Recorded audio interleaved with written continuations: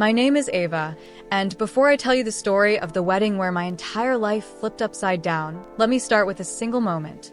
A moment that landed like a punch to the chest. A moment I'll never forget. It was right after my wedding vows, literally minutes after promising forever to the man I love. I was still shaking from the adrenaline, still floating from hearing him say, "I do," still overwhelmed by the lights and cameras and happy faces when my mom walked up with a big smile. But her smile wasn't warm. It was the kind of smile that told me something was coming, something I wasn't going to like. And I was right. She leaned in close, like she was giving me a blessing. The photographers were clicking, guests were watching, and then she whispered in my ear with this fake sweet voice, "We're passing the car his parents gave you over to your sister." And before I could even process that, before the words could even settle into my skull, my sister stepped up beside her, laughing. "Relax," she said, still grinning. "It's just a car. Just a car. The same car I used to escape her drama, her jealousy, her tantrums. The same car I drove to every job interview when I was trying to get my life together. The same car I cried in, prayed in, healed in. The same car my fiancé's parents gifted me when they said, 'We want you to feel supported as you start your life with our son.' And they said it with love, with sincerity." So hearing my sister, who never earned anything in her life, laugh about it like it was hers to take. Hearing my mom act like she had the right to pass it over at my wedding of all places, my stomach twisted. My hands went numb. My heart started pounding, fast and painful. And then, my new husband stepped forward.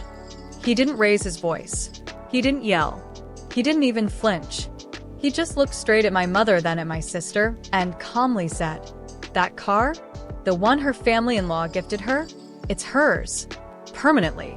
And nobody is passing anything to anyone." My mom blinked like she'd been slapped. My sister's smile evaporated. But before I take you deeper into that moment, into the tension, the shock, the fallout, you need the backstory. Because trust me, this wasn't about just a car. This was about years of jealousy, manipulation, favoritism, guilt, power plays, and secrets. This story starts long before my wedding day. I grew up in a house with 2 daughters, but only one daughter existed in my mother's eyes. And it wasn't me. My sister, Lily, was the golden child, the perfect one, the favorite, the princess. If she got a C on a test, it was, "Teachers just don't appreciate creativity." If I got an A, it was, "Good. Keep it up." If she lost her temper, it was, "She's sensitive." If I expressed anything at all, it was, "Stop overreacting." If she wanted something, "Let's see how we can make that happen." If I wanted something, "Do you think money grows on trees?" It wasn't even subtle. It was obvious. Painfully obvious. Even my dad could see it, but he was quiet, passive, gentle, the type who avoided conflict. And my mom, she was a hurricane. My mom adored Lily, and she tolerated me. Now you're probably wondering, why was the car so important? Why was it such a big deal? Simple. Because my sister always took everything from me. Everything. Birthdays? She overshadowed them. Clothes? She stole them. Achievements? My mom twisted them to make Lily feel better. If I liked something, anything, Lily wanted it. If I earned something, my mom found a way to credit Lily for it. So when my fiancé's parents gifted me that car last year, a beautiful white Honda CR-V, I cried. Not because of the car itself, but because it was the first gift in my life that was mine. Truly mine. No strings attached. No competition. No guilt trip. No manipulation. It was freedom. Literal and emotional. And my sister hated that. She made comments like, "Must be nice having a rich future family. I wish someone would gift me a car. You don't even need a car as much as I do." She asked me to borrow it. I said no. My mom asked for family errands. I said no. Lily even tried guilt-tripping me by saying she needed it for a job opportunity, but she never had a job for more than 2 months. So when they couldn't get the car for me by guilt or manipulation, they decided to take it another way. And they chose my wedding day. My actual wedding day. The morning of the wedding was beautiful. I woke up before the sun, heart pounding, knowing my life was finally about to become mine. I thought maybe our family could act normal for one day. One day, I hoped. But deep down, I knew something felt off. My mom was too cheerful, too sugary sweet. My sister was too quiet, which was scarier than her being loud. There was this underlying tension, a heaviness in my chest I couldn't shake. Even my maid of honor whispered, "Your sister looks smug, like she knows something." But I brushed it off. I shouldn't have. Chapter 4. The Ceremony. Walking down the aisle. My eyes locked on my groom, Ethan. My breath caught. He looked at me like I was the only thing in the world that mattered. And for a beautiful, perfect moment, nothing else mattered. We exchanged vows. We cried. We laughed. We kissed. The crowd cheered. For a second, I believed the universe was finally letting me have something purely good. But then came that moment. Right after the ceremony, while everyone was hugging and congratulating us, my mom slid in beside me like she'd been waiting for her cue. She put her hand on my arm and whispered it. That sentence. That dagger. "We're passing the car his parents gave you over to your sister." I froze. My brain stalled. I blinked at her, thinking I misheard. But then Lily, my sister, walked up behind her, smirking like this was the greatest entertainment of her life. She flipped her hair, shrugged, and said, "Relax. It's just a car. Just a car. A gift that wasn't theirs. A gift they were trying to reassign like they owned it. A gift they wanted to rip from me in front of my new in-laws, my friends, my husband, and 150 wedding guests." And then Ethan stepped in. My husband, my protector, my calm before every storm. He slid his hand into mine and said in a firm, steady voice, "That car belongs to my wife, and nobody here is taking anything from her." My mom scoffed. Lily rolled her eyes. But Ethan wasn't done. He stepped closer, calm, controlled, unshaken. "If you think you can bully her or pressure her because it's her wedding day, think again." Gasps. Silence. Everyone stopped to watch. My sister's face turned red. My mom opened her mouth to speak, but Ethan cut her off. "From now on, if you want anything that involves my wife, you go through me." The air tightened. Tension snapped like a live wire. But he wasn't being rude. He wasn't shouting. He was simply drawing a boundary I'd been too scared to draw my whole life.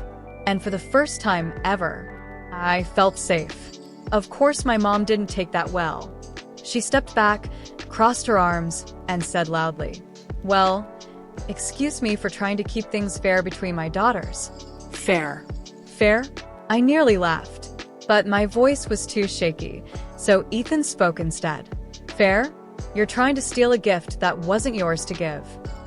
My sister snapped. "Stop being dramatic. I need the car more." Ethan raised a brow. "Good. Then you can get one the normal way, by buying it." My mom gasped like that was offensive. My dad, standing behind them, rubbed his forehead like he'd been preparing for this moment for years. He whispered, "Maybe we should talk about this later." But my sister was already spiraling. "Why are you all acting like this is such a big deal?" Because it was. Not just the car, but everything behind it. The disrespect, the entitlement, the timing, the manipulation, and the fact that they chose my wedding day to pull their little stunt. But it gets worse. So much worse. Because that moment wasn't the end. It was the beginning. Later that night, after the toast, after the dances, after the tension simmered down just enough for everyone to breathe, I stumbled across something I wasn't meant to hear. My sister whispering to my mom behind the outdoor bar, "I need the car, Mom. I already told Mark I'd have it by next week." Mark?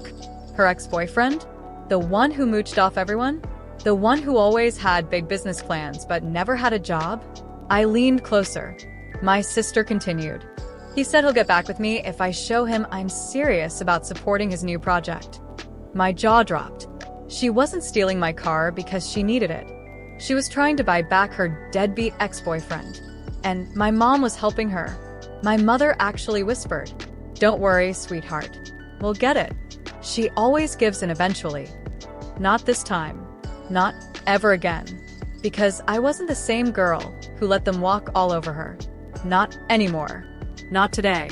Not ever. The moment I heard my mom whisper that sentence, she always gives in eventually, something inside me snapped. Not loudly, not violently, but in a quiet, final, unshakable way, the kind that comes after years of swallowing hurt. I stepped back from the corner where I'd overheard them, my heart pounding but my breathing weirdly steady. Like my body finally understood what my mind had been saying for years. They were never going to change. I walked toward the reception hall, trying to act normal, but my chest felt tight. Ethan spotted me immediately. He always did. And he walked over with that soft, concerned look that made my throat close up. "Hey," he whispered, brushing his thumb along my hand. "You okay?" I swallowed. No.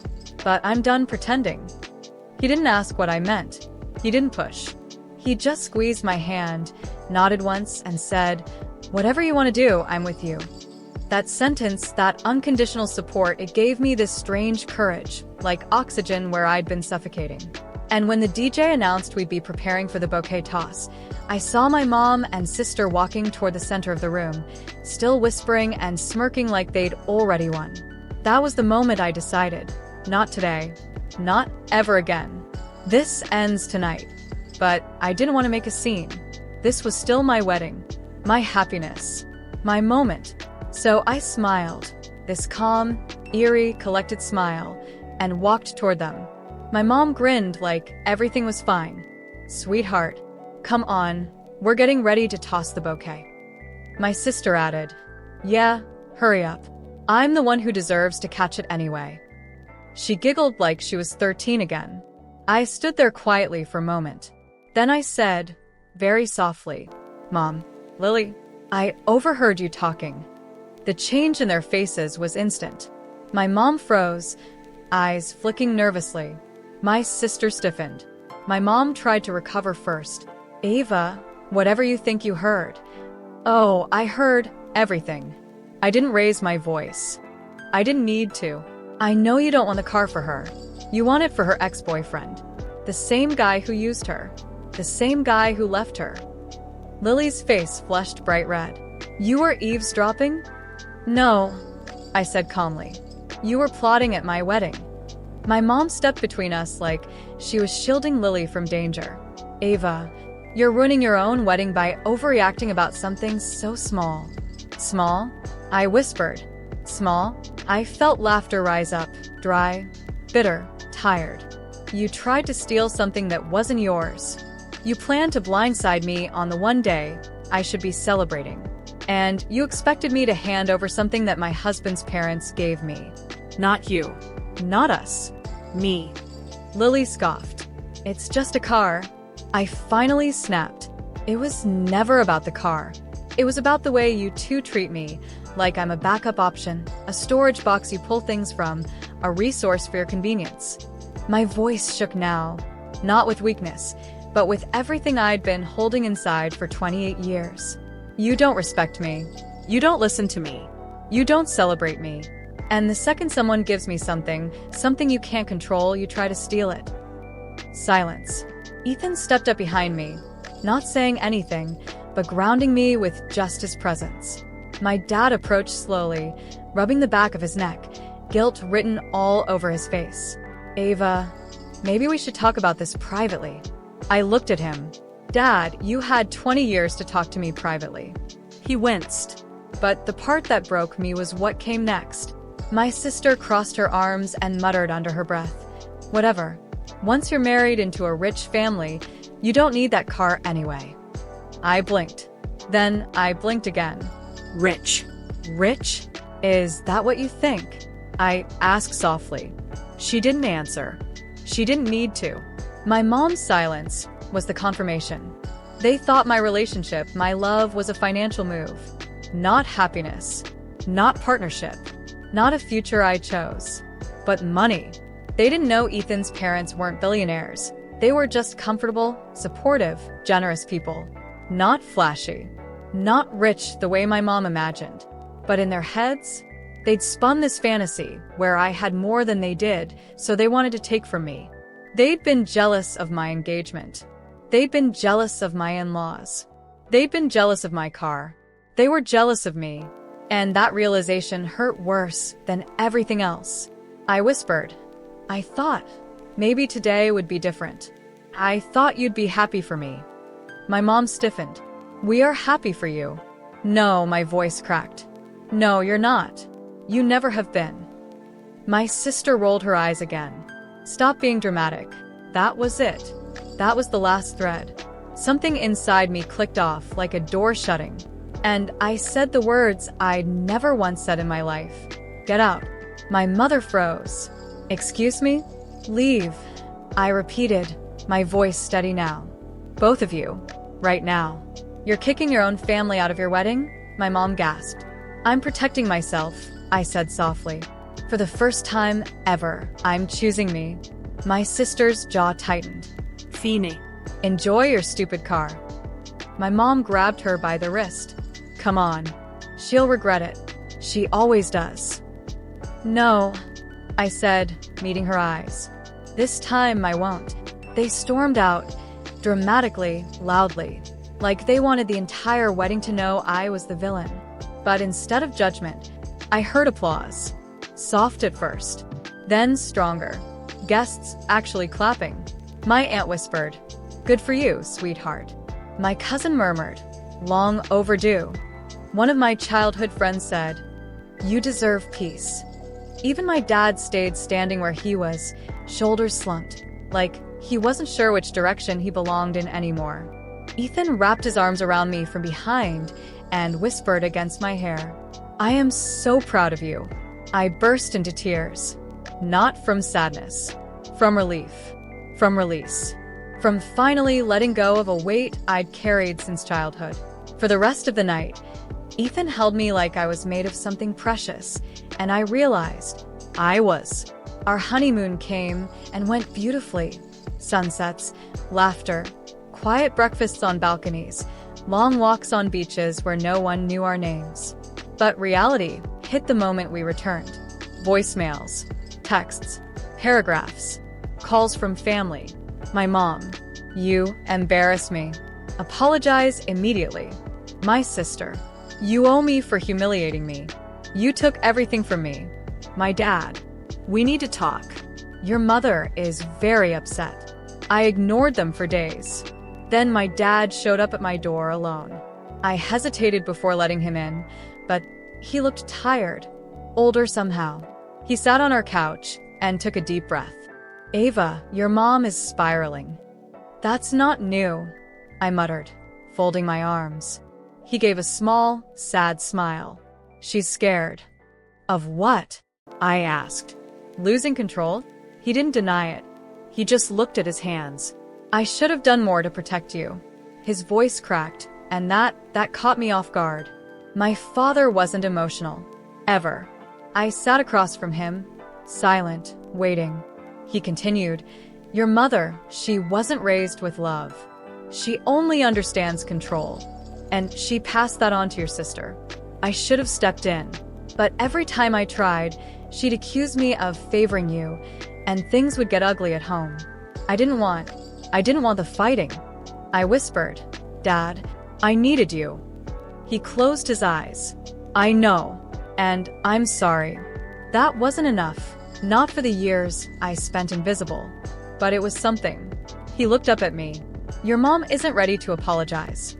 She might never be. I nodded once. I figured.